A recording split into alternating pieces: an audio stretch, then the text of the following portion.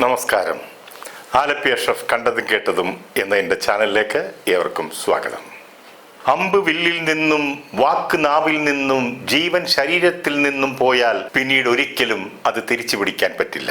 കോപവും കൊടുങ്കാറ്റുമൊക്കെ ഒരുപോലെയാണ്. പലപ്പോഴും അത് ശമിച്ചതിന് ശേഷം മാത്രമായിരിക്കും എത്ര നാശമാണ് അത് വിതച്ചതെന്ന് നമ്മൾ മനസ്സിലാക്കുക.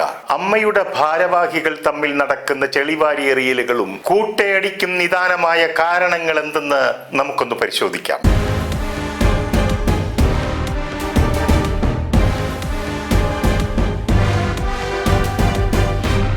താരസംഘടനയായ അമ്മയിലെ പുകയും തീയുമൊക്കെ ഉടനെ എങ്ങും എരിഞ്ഞടങ്ങുന്ന ലക്ഷണം കാണുന്നില്ല. കാരണം കൂടുതൽ ദുരൂഹമായ വാർത്തകൾ വന്നുകൊണ്ടേയിരിക്കുകയാണ്. ഞാൻ 2 ആഴ്ചയ്ക്ക് മുൻപ് 250ാമത്തെ എപ്പിസോഡിൽ അമ്മ ഭാരവാഹി നടി പോലീസ് സ്റ്റേഷനിൽ നിന്നും തടിയൂരിയത് എങ്ങനെയെന്ന തലക്കെട്ടോടുകൂടി ഒരു എപ്പിസോഡ് ചെയ്തിരുന്നു. അന്ന് ഞാൻ ആ എപ്പിസോഡിൽ സൂചിപ്പിച്ചിട്ടുണ്ടായിരുന്നു അമ്മയിൽ അടി തുടങ്ങിയെന്ന്. ആ എപ്പിസോഡ് കണ്ട ലക്ഷ്മിപ്രിയ എന്നെ ഫോണിൽ വിളിച്ച് ചോദിച്ചിരുന്നു, ഇക്കയ്ക്ക് ഈ ന്യൂസ് ആരാണ് തന്നതെന്ന്. ഞാൻ പറഞ്ഞു, തൃപ്പൂണിത്തറ ഹിൽ പാലസ് വനിതാ പോലീസ് സ്റ്റേഷനിൽ നിന്നും കിട്ടിയ വിവരമാണെന്ന്. അത് അൻസിബയുടെ ഒരു മെസ്സേജ് കാരണം ലക്ഷ്മിപ്രിയയുടെ കുടുംബ ജീവിതത്തിലുണ്ടായ അടിയും പ്രശ്നങ്ങളും ഒക്കെ ആയതിനാൽ ഞാൻ അന്ന് ആ പ്രശ്നം സൂചിപ്പിച്ചു എന്നല്ലാതെ അവരുടെ പേര് പറയുകയോ കൂടുതൽ വിശദീകരണങ്ങൾ എന്റെ ചാനലിലൂടെ നൽകുകയോ ചെയ്തിരുന്നില്ല. എന്നാൽ ഇപ്പോൾ ഈ സംഭവം വിശദീകരിച്ച് പേരുൾപ്പെടെ മറ്റ് പല ചാനലുകളിലും വന്നു കഴിഞ്ഞു. അതുകൊണ്ടാണ്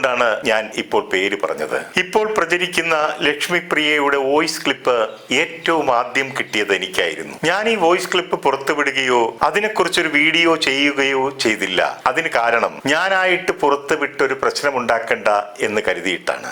എനിക്ക് ഈ വോയിസ് ക്ലിപ്പ് കിട്ടി 2 ദിവസം കഴിഞ്ഞതിന് ശേഷമാണ് മുൻനിര ചാനലുകളിൽ ഉൾപ്പെടെ ഈ വാർത്ത വന്നത്. പോലീസ് സ്റ്റേഷനിൽ അൻസിബയും ലക്ഷ്മിപ്രിയയും ചേർന്ന് അവിടെ കിടന്ന് തകർത്താടി ഇളക്കി മറിച്ചു എന്നാണ് എനിക്ക് കിട്ടിയ റിപ്പോർട്ട്. ലക്ഷ്മിപ്രിയയുടെ നീനാക്കുറുപ്പിനെ പുലഭ്യം പറഞ്ഞുകൊണ്ടും അധിക്ഷേപിച്ചും പുറത്തു വന്ന വോയിസ് ക്ലിപ്പ് അതൊരു കടന്ന കൈയായി പോയി എന്ന് പറയാതെ നിർവാഹമില്ല. അമ്മയുടെ വൈസ് പ്രസിഡന്റ് എന്ന നിലയിൽ ഒരു ഉത്തരവാദിത്തപ്പെട്ട സ്ഥാനത്തിരുന്നു കൊണ്ട് കാണിക്കേണ്ട മര്യാദയും മാന്യതയും ഒക്കെ ലക്ഷ്മിപ്രിയ മറന്നു കളയുകയാണ് ഉണ്ടായത്. അമ്മയുടെ വൈസ് പ്രസിഡന്റ് അതിന്റെ എക്സിക്യൂട്ടീവ് മെമ്പറോട് പറയുന്നത്, നീനാക്കുറുപ്പേ, നീ ഗതി കിട്ടാതെ നരകിച്ചേ ചാകുകയുള്ളൂ എന്ന് ഞാൻ എഴുതി വെച്ച് തരാം. നിങ്ങൾ എന്നെ കുറിച്ച് എന്ത് കംപ്ലൈന്റ് ചെയ്യുമെന്ന് പറഞ്ഞാലും എന്ത് കോപ്പ് ചെയ്യുമെന്ന് പറഞ്ഞാലും എനിക്കൊരു പുല്ലുമില്ല. പിന്നീട് പറയുന്നു, നിങ്ങളൊരു പന്ന സ്ത്രീയാണ്. നിങ്ങളൊരു സ്ത്രീയാണോ? സ്ത്രീകൾക്ക് പോലും അപമാനമാണ് നിങ്ങൾ. വിഷമാണ് നിങ്ങൾ. ഇങ്ങനെ തുടങ്ങി പുലഭ്യ വർഷം കൊണ്ട് അഭിഷേകം നടത്തി നീനാക്കുറുപ്പിനെ വലിച്ചു കീറി ഭിത്തിയിലൊട്ടിക്കുകയാണ് ഉണ്ടായത്. ലക്ഷ്മിപ്രിയയുടെ ഈ ഉറഞ്ഞു തുള്ളലിന് കാരണം അമ്മയുടെ കുടുംബ സംഗമത്തിൽ സംഘടിപ്പിച്ച കലാപരിപാടിയിൽ നീനാക്കുറുപ്പിന്റെ ഭാഗത്ത് നിന്ന് സംഭവിച്ച എന്തോ ചെറിയ പിഴവായിരുന്നു. ലക്ഷ്മിപ്രിയ കോപം കൊണ്ട് ഉറഞ്ഞു തുള്ളുമ്പോൾ നമുക്ക് ചിരി സമ്മാനിക്കുന്ന ഒരു ഡയലോഗ് പറയുന്നുണ്ട്. നീനാക്കുറുപ്പേ, നമ്മൾ സ്നേഹം കൊടുത്താണ് സ്നേഹം വാങ്ങിക്കേണ്ടത്, ബഹുമാനം കൊടുത്താണ് ബഹുമാനം വാങ്ങിക്കേണ്ടത്. പ്രതിപക്ഷ ബഹുമാനമില്ലാതെ സംസാരിച്ചുകൊണ്ടാണ് സ്നേഹത്തെയും ബഹുമാനത്തെയും കുറിച്ച് വെച്ച് കാച്ചുന്നത്. ലക്ഷ്മിപ്രിയ കോപം കൊണ്ട് ജ്വലിക്കുന്നതിനിടയിൽ അറിയാതെ പറഞ്ഞു പോകുന്ന ഒരു പഴയ കുടിപ്പകയുടെ കഥയുണ്ട്. സംഘടനയുടെ തെരഞ്ഞെടുപ്പ് സമയത്ത് ലക്ഷ്മിപ്രിയക്ക് വോട്ട് ചെയ്യരുതെന്ന് നീ പലരോടും പറഞ്ഞതായി ഞാൻ അറിഞ്ഞു നീനാക്കുറുപ്പേ. മൗനം വിദ്വാന് ഭൂഷണം എന്ന് പറയുന്നത് പോലെ ഇത്രയധികം അധിക്ഷേപങ്ങൾക്ക് പാത്രമായിട്ടും നീനാക്കുറുപ്പ് പൊതുമധ്യത്തിൽ വന്ന് വിഴുപ്പലക്കുകയോ പ്രതികരിക്കുകയോ ചെയ്തില്ല എന്നത് ശ്രദ്ധേയമാണ്. അതവിടെ അവരുടെ വ്യക്തിപ്രഭാവത്തെ ഉയർത്തിക്കാട്ടുകയാണ് ഉണ്ടായത്. എനിക്ക് ലക്ഷ്മിപ്രിയയുമായി വളരെ അടുത്ത സൗഹൃദവും സ്നേഹവും ഒക്കെ ഉണ്ട്. വർഷങ്ങൾക്ക് മുൻപ് സൂര്യ ടിവിയിൽ സംപ്രേഷണം ചെയ്തിരുന്ന കോമഡി ഷോയായ രസികരാജ നമ്പർ 1 അതിലെ ജഡ്ജസ് ആയി ഉണ്ടായിരുന്നത് ഞാനും ബാബു ജോസും ലക്ഷ്മിപ്രിയയുമായിരുന്നു. അന്നൊക്കെ ലക്ഷ്മിപ്രിയ എല്ലാവരോടും വളരെ മാന്യമായിട്ടാണ് പെരുമാറിയിരുന്നത്. ലക്ഷ്മിപ്രിയയെ കുറിച്ച് ഞാൻ കൂടുതൽ മനസ്സിലാക്കിയത് അവരുടെ ജീവിതാനുഭവങ്ങൾ പകർത്തിയ ഒരു പുസ്തകം വായിച്ചതിൽ നിന്നാണ്. ആ പുസ്തകത്തിന്റെ പേര് കഥയും കഥാപാത്രങ്ങളും സാങ്കല്പികമല്ല എന്നാണ്.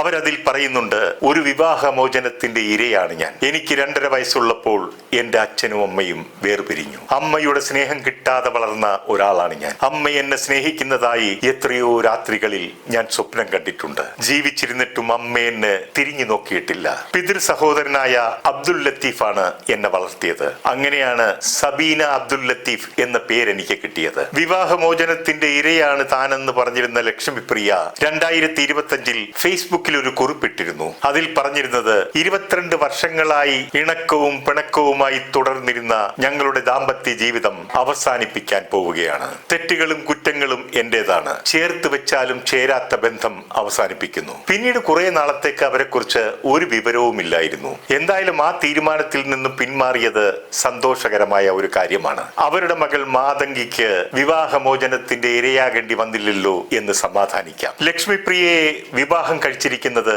പ്രശസ്ത ഗായകനായ പട്ടണക്കാട് പുരുഷോത്തമന്റെ ഇളയ മകൻ ജയേഷ് ആണ്. ജയേഷിന്റെ അമ്മയും നാടകത്തിലൊക്കെ പാടുകയും അഭിനയിക്കുകയും ഒക്കെ ചെയ്യുന്ന ഒരു കലാകാരിയാണ്. ലക്ഷ്മിപ്രിയയ്ക്ക് വായനയും എഴുത്തുമൊക്കെ ഉണ്ടെങ്കിലും പെട്ടെന്ന് പൊട്ടിത്തെറിക്കുകയും സ്ഥലകാല ബോധമില്ലാതെ സംസാരിക്കുകയും ചെയ്യുന്ന സ്വഭാവമുണ്ടെന്നുള്ളത് ബിഗ് ബോസ് മത്സരാർത്ഥിയായി എത്തിയപ്പോഴും നമ്മൾ കണ്ടതാണല്ലോ. സഹമത്സരാർത്ഥിയായ വിനയുടെ മുഖത്തു നോക്കി ബിഗ് ബോസ് ഹൗസിനുള്ളിൽ കാർക്കിച്ച് തുപ്പിയതും മറ്റൊരു മത്സരാർത്ഥിയായ റിയാസ് സലീമിന്റെ നേരെ പറഞ്ഞത് ജന്മനാ നിന്നെ പോലെ ചിലരുണ്ട്, അത് മാനുഫാക്ചറിംഗ് ഡിഫക്റ്റ് ആണ്. അത്തരം വിഭാഗത്തിൽപ്പെട്ട ആൾക്കാരെ അടച്ചാക്ഷേപിച്ചുകൊണ്ട് ഒരു പരിഹാസമായിരുന്നു അത്. അതിനെതിരെ അന്ന് വലിയ രീതിയിലുള്ള വിമർശനവും ഉയർന്നിരുന്നു. അന്ന് മറ്റൊരു മത്സരാർത്ഥിയായ നിമിഷ മോഹൻലാലിനോട് ലക്ഷ്മിപ്രിയയെ കുറിച്ച് പരാതി പറഞ്ഞിരുന്നു. ലക്ഷ്മിക്ക് നിലപാടിൽ ഇരട്ടത്താപ്പുണ്ടെന്നും ലക്ഷ്മിക്ക് കൃത്യമായ സ്റ്റാൻഡ് ഇല്ലെന്നും ലക്ഷ്മിപ്രിയയ്ക്ക് തന്റെ നേരെ വരുന്ന ഒരു ചെറിയ കാര്യത്തെ പോലും അസഹിഷ്ണുതയോടെ കാണുന്ന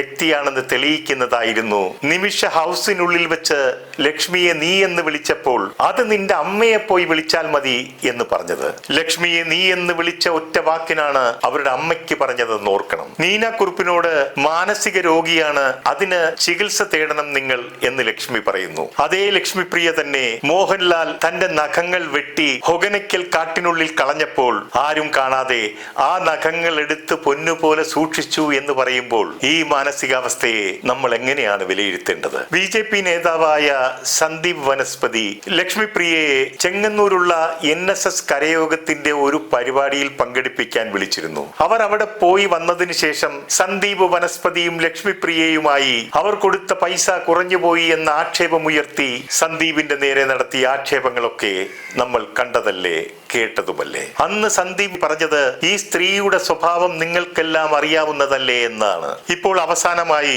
ലക്ഷ്മിപ്രിയക്കെതിരെ അമ്മ അംഗങ്ങൾക്ക് ഊമക്കത്തുകൾ ലഭിച്ചുകൊണ്ടിരിക്കുന്നതായി പറയപ്പെടുന്നു. വർഷങ്ങൾക്ക് മുൻപ് സിനിമാ നിർമ്മാണവുമായി ബന്ധപ്പെട്ട ഒരാളിൽ നിന്നും പണം വാങ്ങിയെന്നും അത് തിരികെ നൽകിയില്ല എന്നും അതിന്റെ പേരിൽ കേസ് നടക്കുന്നുണ്ടെന്നും ആ കേസിലെ പ്രതിയാണെന്നുമുള്ളതാണ് ആ കത്തിലെ ഉള്ളടക്കം. ഈ കത്തുകൾ എത്തിയിരിക്കുന്നത് എക്സിക്യൂട്ടീവ് അംഗങ്ങളുടെ വീട്ടഡ്രസ്സുകളിലാണ്. അങ്ങനെ ഈ കത്തുകൾ വീട്ടഡ്രസ്സുകളിൽ എത്തണമെങ്കിൽ ഇവരുടെയൊക്കെ കൃത്യമായ അഡ്രസ്സ് അമ്മയുടെ ഓഫീസിൽ നിന്നും എടുത്തായിരിക്കും അയച്ചിരിക്കുന്നത്. ചുരുക്കി പറഞ്ഞാൽ കത്തയച്ചിരിക്കുന്ന വ്യക്തിയും ഈ സംഘടനയിൽ ഉള്ളതാകാനാണ് വഴി. ഇപ്പോൾ അപമാനിതയായ നീന കുറുപ്പ് അമ്മയിൽ പരാതി നൽകിയിരിക്കുകയാണ്. ലക്ഷ്മിപ്രിയയെ കൊണ്ട് മാപ്പ് പറയിക്കണം, പുറത്താക്കണം എന്നൊക്കെയാണ് അവരുടെ ആവശ്യം. എന്നാൽ ഇതിനൊന്നും ലക്ഷ്മിപ്രിയ വഴങ്ങുമെന്ന് തോന്നുന്നില്ല. കാരണം ബിഗ് ബോസിലെ മത്സരാർത്ഥിയായ റിയാസ് സലീമിനെയും ആ കമ്മ്യൂണിറ്റിയെയും അധിക്ഷേപിച്ച് സംസാരിച്ചപ്പോൾ മാപ്പ് പറയാൻ ആവശ്യപ്പെട്ടിരുന്നു. അപ്പോൾ പറയില്ല എന്ന് ലക്ഷ്മിപ്രിയ തറപ്പിച്ച് പറഞ്ഞിരുന്നു. അതുകൊണ്ട് തന്നെ ഇവിടെയും അതവർ ചെയ്യില്ല. ലക്ഷ്മിക്ക് എപ്പോഴും താൻ പിടിച്ച മുയലിന് 3 കൊമ്പ് എന്ന രീതിയിലാണ് കാര്യങ്ങൾ. കാര്യമേതുമില്ലാതെ ഒരാളുടെ മനസ്സിനെ വേദനിപ്പിച്ചാൽ തിരിച്ചടി ഉറപ്പാണ്. കർമ്മ എന്നൊന്നുണ്ടെന്ന് ഓർക്കുക.